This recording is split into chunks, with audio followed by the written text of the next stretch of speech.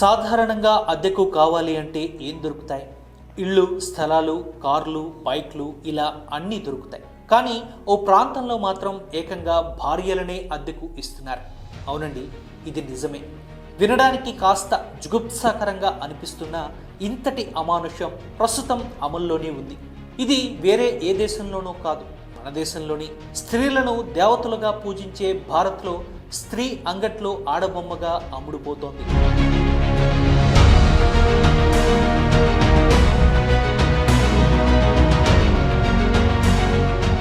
ఇతర మార్కెట్లో వస్తువులు మాదిరిగానే మహిళలను ఈ మార్కెట్లో విక్రయిస్తారు, కొనుగోలు చేస్తారు కూడా. ఇంతకీ ఆ మార్కెట్ ఎక్కడుంది? అసలు ఆడవారు అంగట్లో సరుకులా ఎందుకు మారారు? భార్యను అద్దెకిచ్చే ఆ వింత ఆచారమేంటో ఇప్పుడు తెలుసుకుందాం.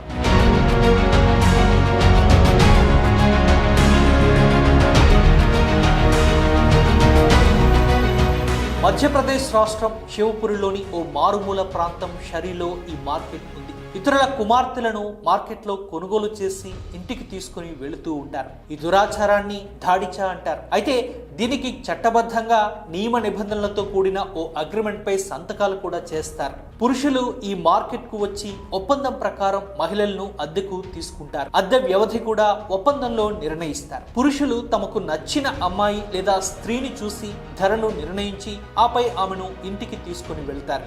అందం, వయస్సు, రంగు, కన్యత్వం బట్టి ఒక్కొక్కరికి 5,000 నుంచి లక్షల్లో అద్దెలు చెల్లిస్తారు. అగ్రిమెంట్ ప్రకారం ఆమె అతడి అవసరాలు తీర్చి అవసరమైతే పిల్లలను కని మోజు తీరాక మరలా ఇంటికి పంపేయవచ్చు. అయితే అతడితో సావాసం నచ్చకుంటే ఒప్పందాన్ని తిరస్కరించే పూర్తి హక్కు ఆ స్త్రీకి ఉంటుంది.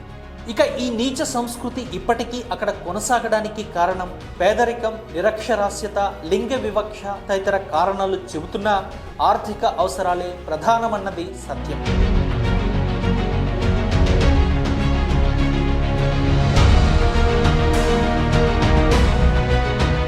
అక్కడ మగవాళ్ళు ఆడవారిని తమ ఆస్తిగా భావిస్తారు. మహిళల్ని ఓ వస్తువుగా చూస్తూ వారిపై సర్వ హక్కులు తమకే ఉన్నాయని అనుకుంటారు. అందుకే కంప్యూటర్ యుగంలోనూ ఈ అనాగరిక చర్యలు యథేచ్ఛగా అక్కడ కొనసాగుతున్నాయి. ముఖ్యంగా చాలామంది పురుషులు డబ్బు సంపాదన కోసం ఈ పద్ధతిని మార్గంగా ఎంచుకుంటున్నారు. ఆడవారి పట్ల అమానుషంగా వ్యవహరిస్తూ సంతలో పశువులను అమ్మినట్లుగా అమ్మేస్తున్నారు. ఈ అమానవీయ ఆచారం తెలిసినా చట్టపరంగా ఎలాంటి చర్యలు ఉండవు. ఎందుకంటే ఏ మహిళ కూడా తనకు జరుగుతున్న అన్యాయంపై ఫిర్యాదు చెయ్యదు కాబట్టి.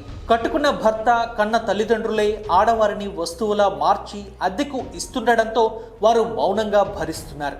వయస్సులో తనకన్నా చాలా పెద్దవారైన పురుషుల అవసరాలు తీర్చే బొమ్మగా మారుతున్నారు. ఇంత దారుణం జరుగుతున్న ఈ విషయం గురించి ప్రపంచానికి తెలియదు. అందుకే ఈ నీచ సంస్కృతి గుజరాత్, రాజస్థాన్, హర్యానా వంటి రాష్ట్రాల్లోని కొన్ని తెగల్లో కూడా విస్తరించి ఇప్పటికీ కొనసాగుతుండడం దౌర్భాగ్యం. నేటి కాలంలో మహిళలు అన్ని రంగాల్లో రాణిస్తున్నా కూడా అక్కడ ఇటువంటి దురాచారాలు జరుగుతున్నాయి. వీటిపై ప్రభుత్వం ప్రత్యేక దృష్టి సారించడం ఎంతైనా అవసరం.